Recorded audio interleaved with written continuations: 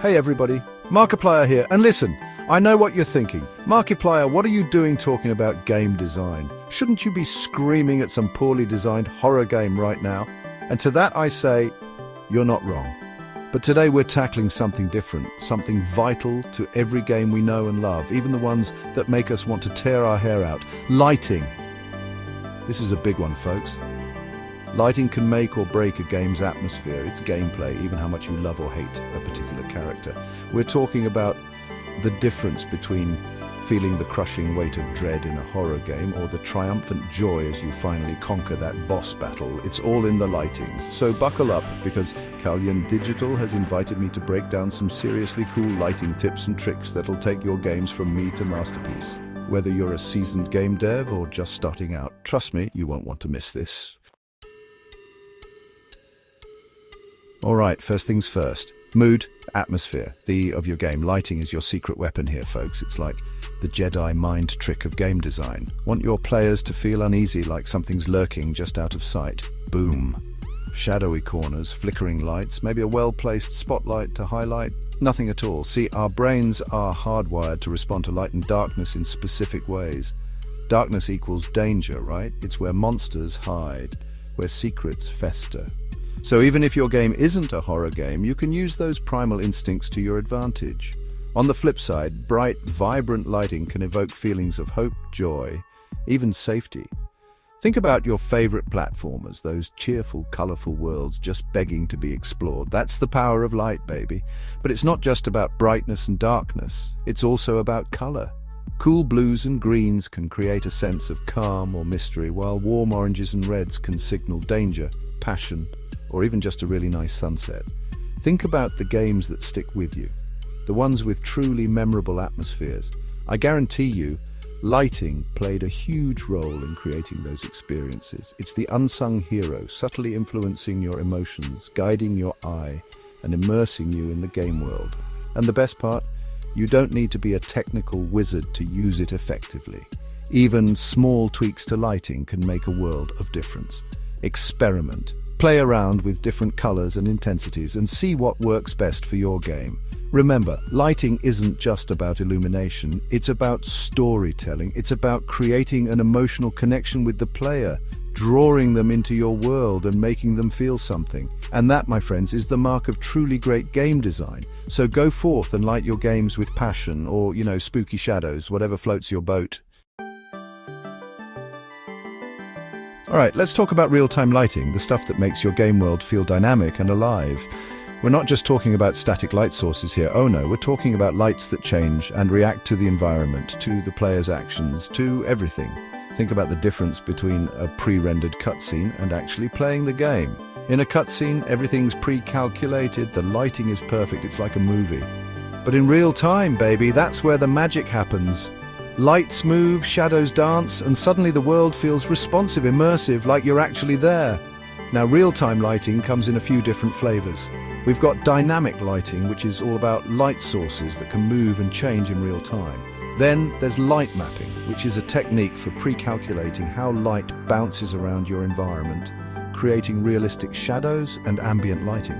Dynamic lighting is awesome for creating dramatic effects, like explosions, muzzle flashes, or even just a swinging lantern in a creepy dungeon. It adds a level of realism and immersion that you just can't get with static lighting. Light mapping, on the other hand, is all about creating a solid foundation for your lighting. It's what gives your game world that extra layer of depth and realism, even when nothing's really happening. Now, I know what you're thinking. Markiplier, this all sounds super technical. I can barely make toast without setting off the smoke alarm. And you know what? That's okay. Most game engines these days have really powerful lighting tools built right in. The key is to experiment, to play around with different settings and see what works best for your game. Don't be afraid to get your hands dirty, to break things, to make happy little accidents. That's how you learn, that's how you discover those aha moments that make game development so rewarding. So get out there. Embrace the power of real-time lighting and make your game world a place where players can truly get lost in the experience. Chapter 3, Fast-Paced Lighting for FPS. Don't blink or you'll miss it. Alright, let's crank up the intensity because we're diving into the world of FPS lighting. This is where things get fast, frantic, and oh so satisfying. We're talking about those heart-pounding moments where every millisecond counts, where the difference between life and death could be a well-placed shadow or a blinding flashbang. Now, FPS games present unique challenges for lighting. You need to create a sense of speed and urgency, while still allowing players to see what the heck is going on. No one wants to get sniped because they couldn't see the enemy hiding in the shadows, right? One of the key things to remember with FPS lighting is contrast. You want to create clear distinctions between light and dark areas so players can easily identify threats and navigate the environment. Think about classic FPS maps. They often use a combination of bright, open areas and dark, claustrophobic corridors to create a sense of tension and anticipation. Another important aspect is color. Warm colors like reds and oranges can be used to highlight enemies or points of interest, while cool colors like blues and greens can create a more subdued atmosphere. You can also use color to create a sense of mood or tone, like using a sickly green light to indicate a toxic environment. And let's not forget about special effects. Explosions, muzzle flashes, and other dynamic lighting effects can add a visceral, impactful layer to your FPS game. Just be careful not to overdo it.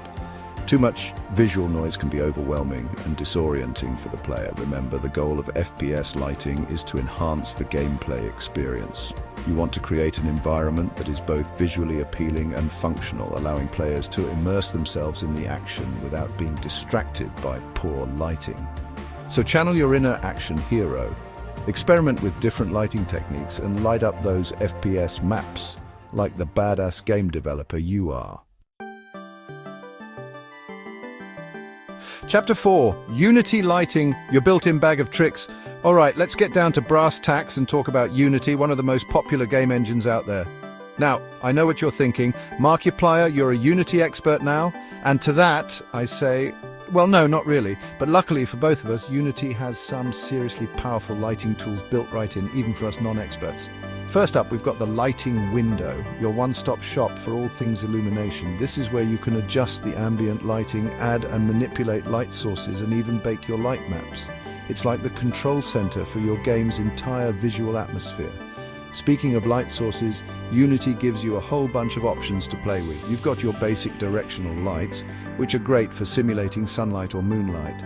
Then there are point lights, which emit light in all directions, perfect for lanterns, lamps, or that creepy glowing orb you've got planned for your horror game. And let's not forget about spotlights, which are ideal for creating focused beams of light, like headlights on a car or the beam from a flashlight.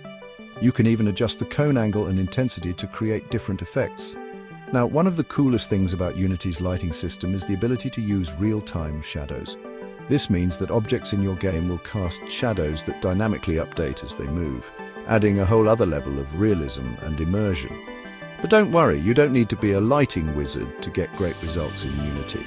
The engine comes with a bunch of pre-made lighting presets that you can use as a starting point, and there are tons of tutorials and resources available online to help you learn more.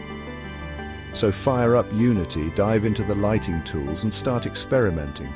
You might be surprised at what you can create.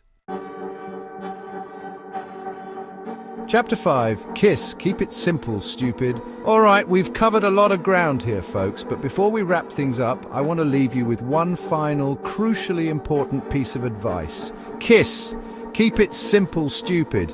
Yeah, I know, it sounds harsh, but trust me on this one. When it comes to game lighting, it's easy to get carried away. You start adding more and more lights, tweaking every little setting, trying to create the most realistic, mind-blowing lighting effects the world has ever seen.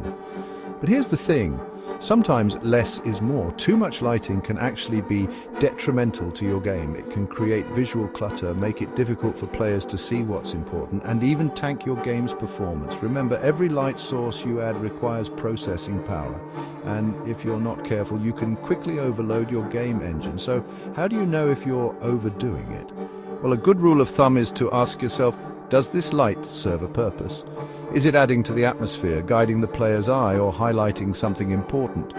If the answer is no, then it's probably best to get rid of it. Another helpful tip is to focus on creating contrast. Use a combination of light and dark areas to create depth and visual interest. Don't be afraid to let some areas be completely dark. It can actually add to the suspense and atmosphere. And finally, remember that lighting is just one element of your game's overall visual design. It should work in harmony with the art style, the color palette, and the overall tone of your game. So keep it simple, focus on what's important, and don't be afraid to experiment. You'll be amazed at what you can achieve with a little bit of restraint and a lot of creativity. And there you have it, folks. Lighting, the secret sauce, the mood setter, the unsung hero of game design. Hopefully you've picked up some helpful tips and tricks today, and maybe even a little inspiration to go out there and create something truly amazing. Remember, whether you're working with Unity or another engine, whether you're making a heart-stopping FPS or a whimsical platformer, lighting is your best friend. So use it wisely, experiment like crazy, and most importantly, have fun. Don't forget to smash that like button if you enjoyed this video, subscribe for more game dev goodness, and hit that bell icon so you don't miss out on future uploads. Until next time, keep those creative sparks flying. Thanks for watching. Don't forget to like, subscribe, and hit the bell icon for more game design tips and tricks.